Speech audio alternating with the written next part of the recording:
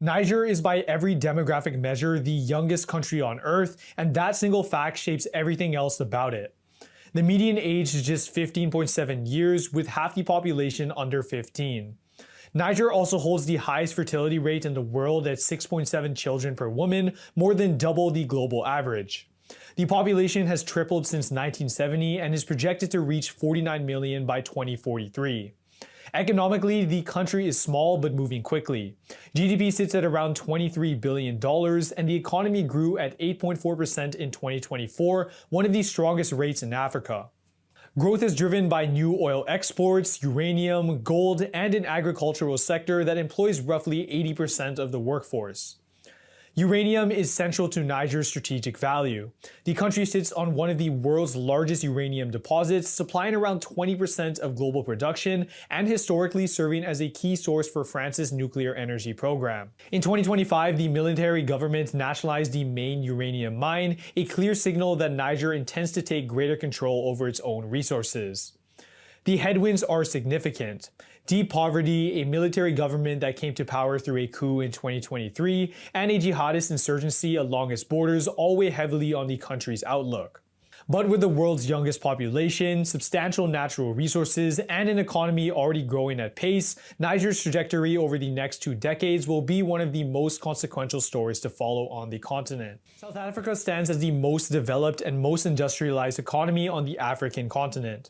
With a GDP per capita of around $6,769, it occupies a different economic tier from most of its neighbors and has done so for decades. Johannesburg is the only African city classified as an Alpha Global City, placing it alongside financial centers like Zurich and Sao Paulo. Cape Town, on the other hand, has carved out as a reputation as Africa's leading startup and technology hub, attracting investment and talent from across the continent. South Africa is the world's largest producer of platinum, with significant reserves of gold and diamonds that shape global commodity markets. South Africa is also one of a kind in its structure. It is the only country in the world with 3 capitals, Pretoria for the executive, Cape Town for the legislature, and Bloemfontein for the judiciary. And it recognizes 11 official languages, a reflection of its deep cultural complexity. The challenges are real. Unemployment sits at 31.4%, with youth unemployment close to 57%, and inequality remains among the highest in the world. The economic foundation is strong, but translating that into strength into shared prosperity is the defining challenge of this generation. Nigeria is a country that demands attention. With 242 million people, it is the most populous nation in Africa and the 6th largest in the world. Nearly 1 in 5 Africans is Nigerian, and with just a median age of 18, it holds one of the youngest and fastest growing workplaces on the planet. Economically, Nigeria ranks among Africa's top 2 economies with a GDP of around 381 billion. While oil put Nigeria on the map, the non-oil sector now accounts for roughly 97% of real GDP, with agriculture, services, and a rapidly expanding tech industry leading the charge. Nigeria is also home to Nollywood, the world's 2nd largest film industry by volume, ahead of Hollywood and only behind Bollywood. It is a reflection of the country's cultural reach and creative depth, which extends well beyond its borders. Lagos, Nigeria's commercial capital, is one of the fastest growing megacities on earth, and it captures exactly what Nigeria represents: scale, momentum, and a story that is still very much unfolding. China is a home to 1.41 billion people, making it the world's 2nd most populous country and the 2nd largest on the planet at 18.7 trillion US dollars. The unemployment rate sits around 5.1%, and the average household income brings roughly 24,300 Canadian dollars a year.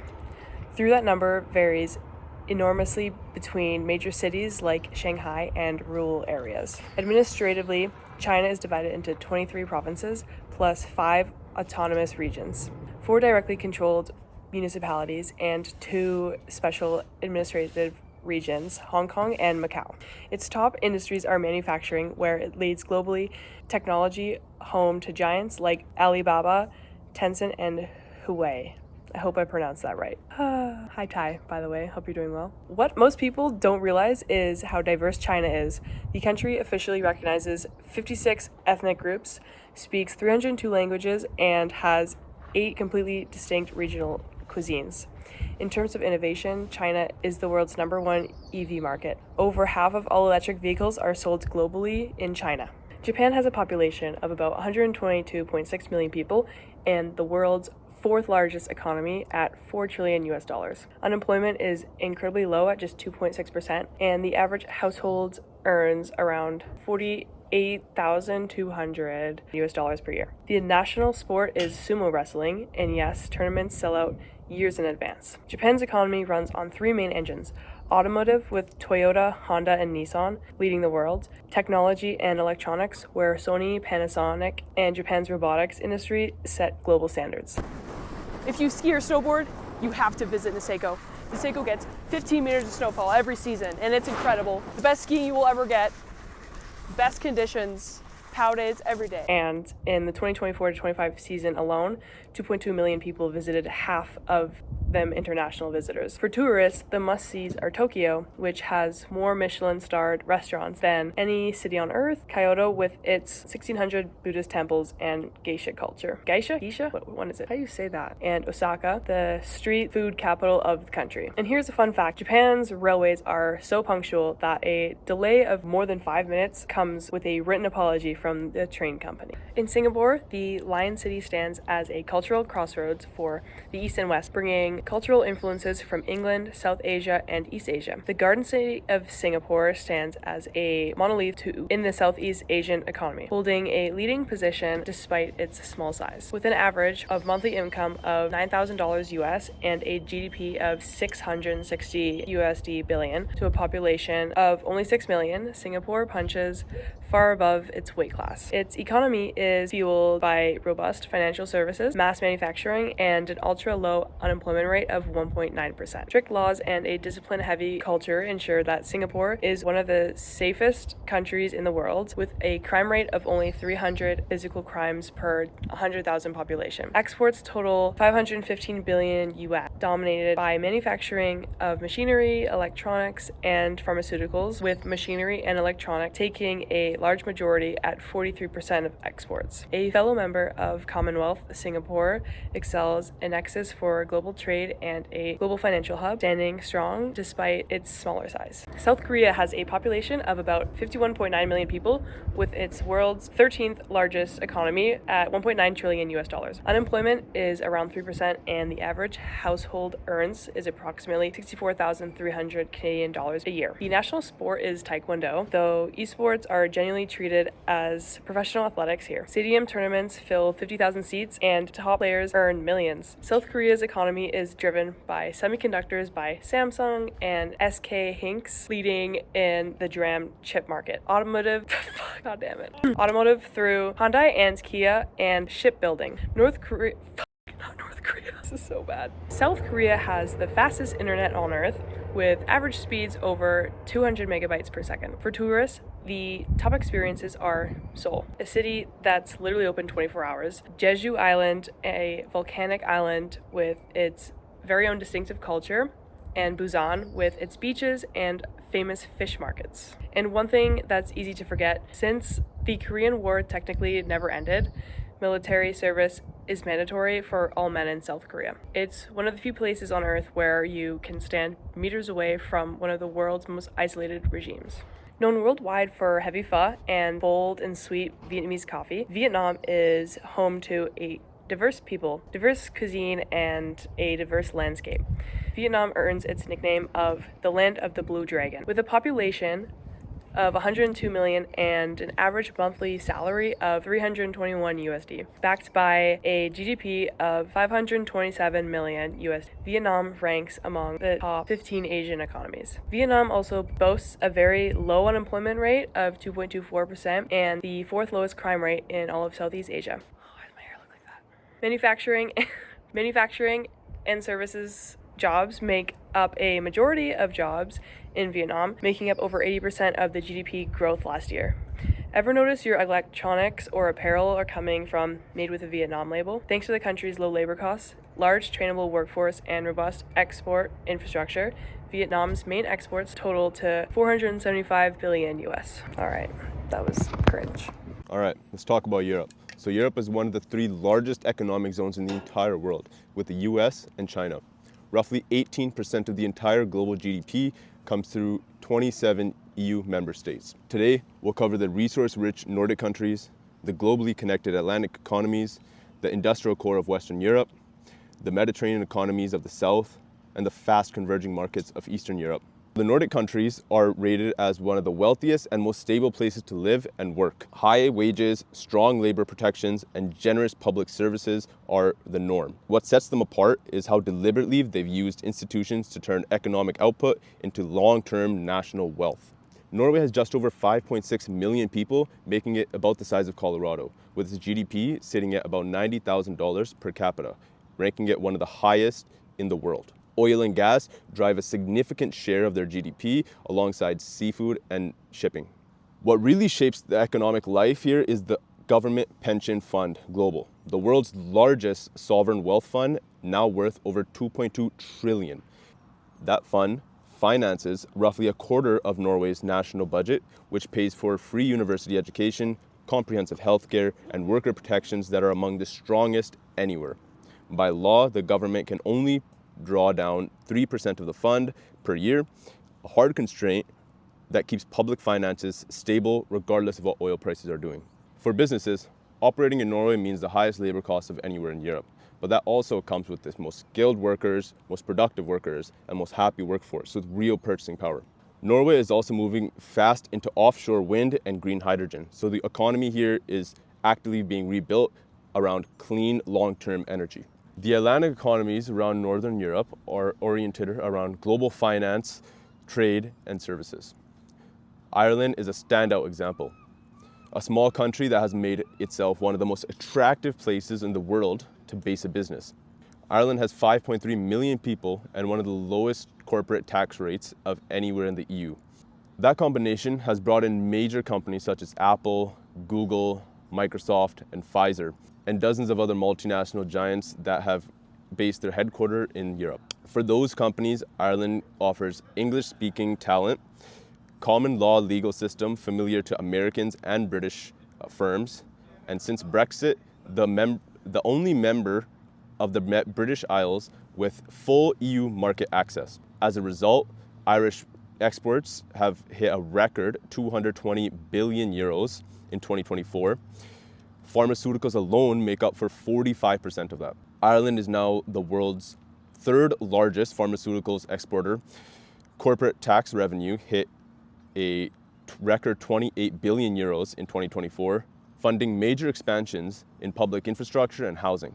For workers, unemployment sits at about 4 to 5%, and wages have steadily grown about 5% annually. The flip side is the cost of living crunch. Dublin housing costs have doubled over the past decade, and infrastructure is under pressure from rapid growth.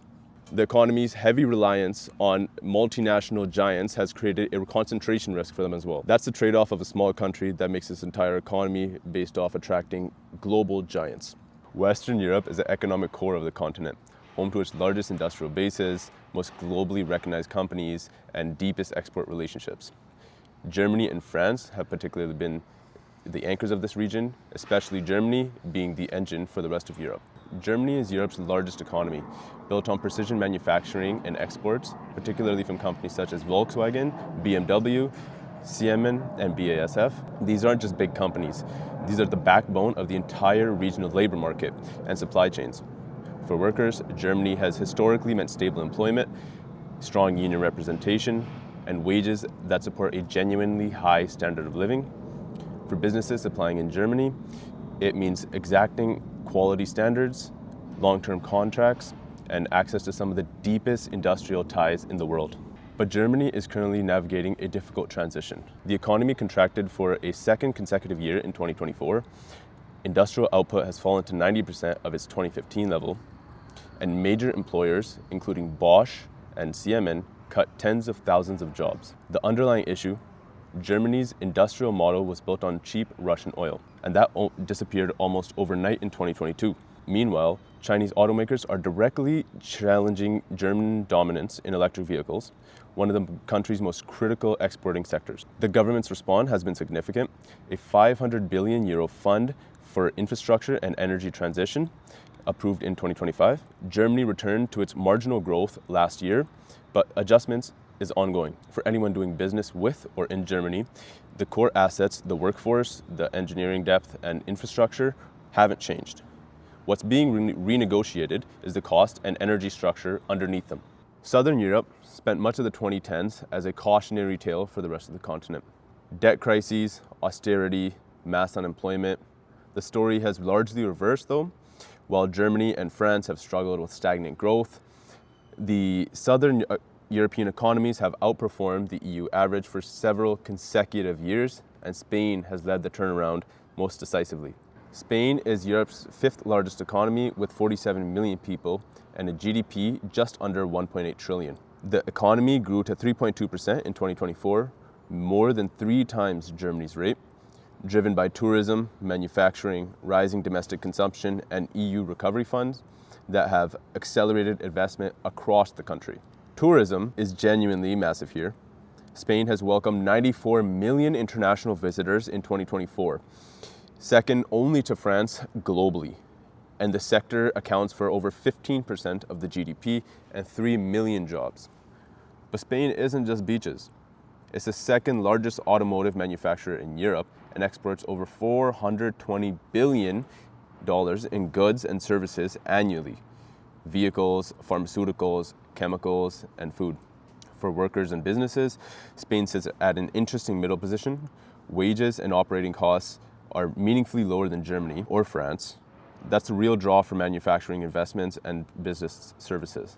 The workforce is large and growing, particularly by immigration. English proficiency in business context has improved significantly, though Spanish is very essential outside major cities. The challenges are real too.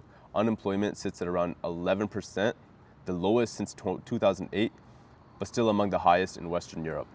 And the youth unemployment is close to 25%. Housing costs in Madrid and Barcelona are rising sharply, and the economy's heavy reliance on tourism makes it more vulnerable to external shocks than its peers.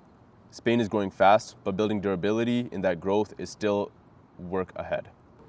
Eastern Europe has been the continent's largest growing region for the past 3 decades. When the Iron Curtain fell in 1989, these economies were starting from near zero in market terms. EU membership starting in 2004 brought open borders, structural investment funds, and integration into Western supply chains. And living standards have risen sharply as a result. As a group, Central and Eastern European countries have grown nearly twice the rate of Western European since joining the EU. Poland is the EU's 6th largest economy, and it offers Western European quality at Central European cost. GDP has grown 7-fold since 1990. Poland crossed the $1 trillion threshold in 2025, a milestone that would have been unthinkable a generation ago. The competitive advantages are concrete: a large, highly educated workforce, full EU market access, geographic proximity to Germany, Poland's single largest trading partner, and costs that remain meaningfully below Germany, France, or Ireland, making it a top destination for manufacturing, investments, logistics, and business outsourcing. Poland exported around $370 billion in goods in 2024, including machinery, vehicles, and electronics, with Germany absorbing around 28% of the total. Beyond goods, over 2,000 shared services and R&D centers now operate across the country, generating $42 billion in knowledge-based service exports in 2024 alone. For workers, wages are rising, and for the professional class in Warsaw, Krakow, and Wrocław, it is genuinely comparable to Western European peers in skills and output at lower costs. Unemployment is around 3%, so low in fact that labor shortages have become the bigger issue in the country.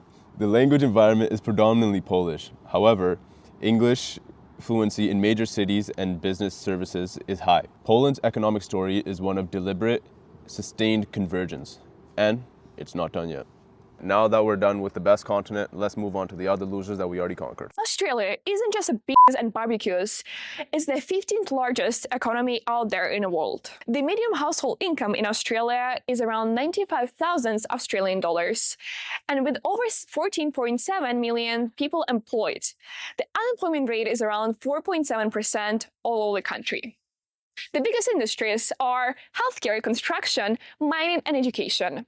And on exports, Australia is the single largest iron ore exporter on the planet, supplying over half of the world's entire market. Along with the coal and the liquefied natural gas, and you're looking at over 30 billion in resources exports alone.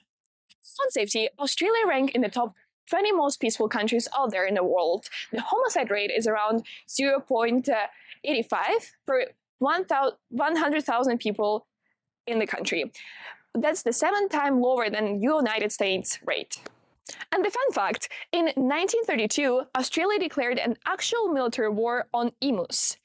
Farmers were struggling, so the government sent in a World War I veterans armed with the machines guns to cool the population. The emus won. The military gave up after the 3 attempts, and the birds were officially left alone. The emus won. So yeah, the Emus Great War is actually a real thing in Australia. Fiji isn't just a honeymoon destination. It's a growing economy of 333 islands in the heart of the South Pacific. Their GDP alone hit 13.5 billion Fijian dollars in 2024. And tourism alone accounted for 40% of that, with visitors pouring in from Australia, New Zealand, and the US. The unemployment rate sits at 4.3%, with most people working in hospitality, fishing, agriculture, and garment manufacturing. On exports, Fiji's top products are bottled water, fish, sugar, and gold, and mostly bought by the US. On safety, Fiji is considered one of the safer islands in the Pacific. It has a relatively low violence crime rate. And for a little fun fact, on the island of Taveuni, the international date line runs right through the middle of the island. So you can stand there and you can actually be in 2 dates at once. Yay, Fiji. New Zealand might be one of the most underrated countries on Earth. With a population of just 5 million, it has a nominal GDP of 248 billion US dollars. It also has a median household income of 110,000 New Zealand dollars. Its economy runs on service, agriculture, and a fast-growing tech industry. New Zealand also leads in dairy exports, with about 14.8 billion of exports being accounted to dairy. If you add lamb, beef, and kiwis, this country actually feeds the whole planet, with China being their #1 purchaser.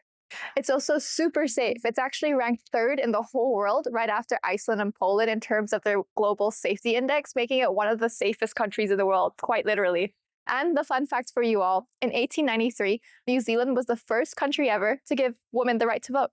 That's crazy. Go New Zealand. Paraguay. Paraguay is a landlocked country in the center of South America with a population of around 7 million people. Its economy has grown steadily, reaching about 44 billion US dollars in GDP in 2024. Paraguay also has one of the lowest debt to GDP ratios in South America, which supports financial stability. Its major industries include agriculture, hydroelectric power, construction, retail, and manufacturing. Paraguay is a major exporter of soybeans and beef, and agriculture employs roughly 45% of the workforce. Paraguay's employment rate sits around 4.6%. Crime rates are moderate by regional standards. Paraguay's most recent homicide rate was roughly 7.8 per 100,000 people. Common concerns include smuggling, corruption, organized crime, and border region trafficking, especially near the tri-border area with Brazil and Argentina. In addition, street crime such as robbery and vehicle theft is more common in urban areas. One of Paraguay's biggest strengths is clean energy. Together with Brazil, it operates the massive Itaipu Dam, one of the world's largest hydroelectric dams. Paraguay is culturally unique as both Spanish and Guarani are widely spoken. An interesting fact from Paraguay is that the literacy rate is 15% higher than that of the United States at 94.9%, while the United States sits at 79%. Welcome to Colombia. Colombia is a country of around 52 million people and the 4th largest economy in South America. Its economy is highly diversified with strong contributions from natural resources, agriculture, and services. Top exports in 2024 included crude petroleum, coffee, coal, and cut flowers. Colombia is also the world's largest exporter of high-quality emeralds, the third largest coffee producer globally, and the second largest flower exporter in the world. One of Colombia's biggest advantages is geography. It is the only South American country with coastlines on both the Caribbean Sea and the Pacific Ocean, allowing strong trade connections to North America, Asia, and Europe through key ports like Cartagena and Buenaventura. The labor market has been improving, with unemployment decreasing from 10.2% in 2024 to around 8.9% in 2025, alongside strong job creation. However, informal employment remains a challenge in many sectors. Tourism is rapidly growing and has become a major contributor to the economy. Colombia welcomed over 6.2 million tourists in 2024, driven by improved safety perceptions and strong global marketing. Tourism now contributes roughly 3.9% of GDP, with destinations like Bogotá, Medellín, and Cartagena attracting international visitors. Safety remains a concern, though conditions have improved in major cities. Crime is more prevalent in the form of theft and robbery, and visitors are generally advised to be cautious in public spaces, particularly in urban areas. Colombia has a rich and vibrant culture shaped by regional diversity. Music and dance are central to daily life, with styles like cumbia, vallenato, and salsa. Food is also a key part of Colombia's identity, with dishes such as arepas, bandeja paisa, and ajiaco. Colombians are also widely known for being warm, welcoming, and expressive. Colombia is also one of the most biodiverse countries in the world, featuring rainforests, mountains, coastlines, and deserts, all within one country, making it a global ecological powerhouse. Welcome to Brazil. Brazil is the largest country in South America.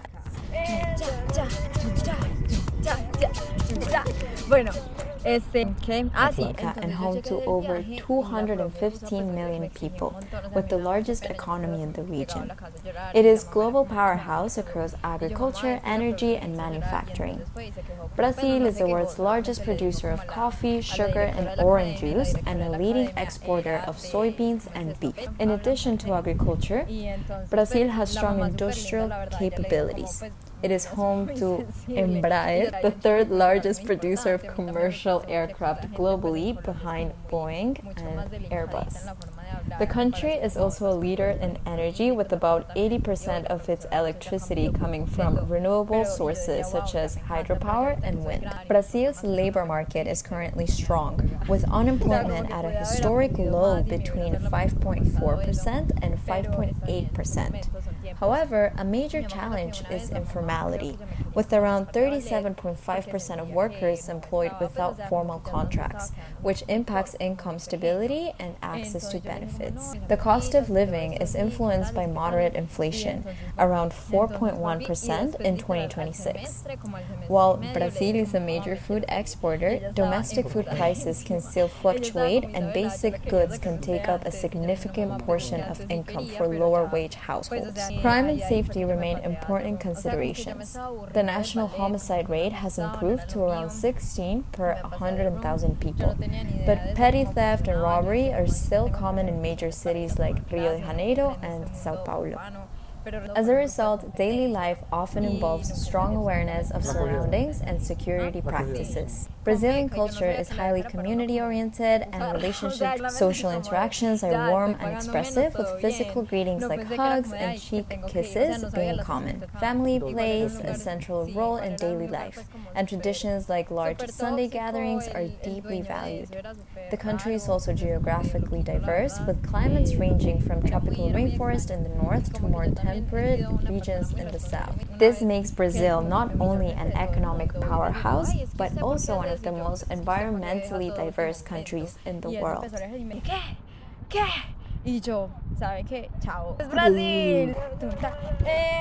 Welcome to Argentina. Argentina is the second largest country in South America and home to about 46 million people. Its economy is heavily driven by agriculture and natural resources, with top exports including soybeans, corn, beef, petroleum, and rapidly growing lithium production for electric vehicle batteries. Argentina is part of the famous Lithium Triangle alongside Chile and Bolivia, giving it strategic importance in the global clean energy market. The unemployment rate currently fluctuates between 6 to 7%, while the country faces a major challenge with inflation that has exceeded 100% annually in recent years.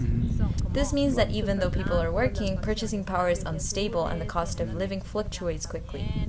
Informal employment is also significant, especially in smaller businesses and services. Tourism is a major industry and contributor to Argentina's economy. Argentina is home to many gorgeous destinations such as Buenos Aires, Patagonia, and Iguazu Falls, attracting millions of visitors each year. A weaker local currency has also made Argentina more affordable for foreign travelers. Argentina is one of the safer countries in South America, with its national homicide rate sitting at 3.8 per 100,000 people as of 2024, among the lowest in the region. Most crime in large cities such as Buenos Aires involves theft, scams, and pickpocketing rather than violent crime. Argentina has a strong cultural identity shaped by Italian and Spanish influence. Food is central to daily life with popular dishes like asado, empanadas, and dulce de leche desserts. Social life is highly community-focused with long meals, late dinners, and strong personal relationships. Yay!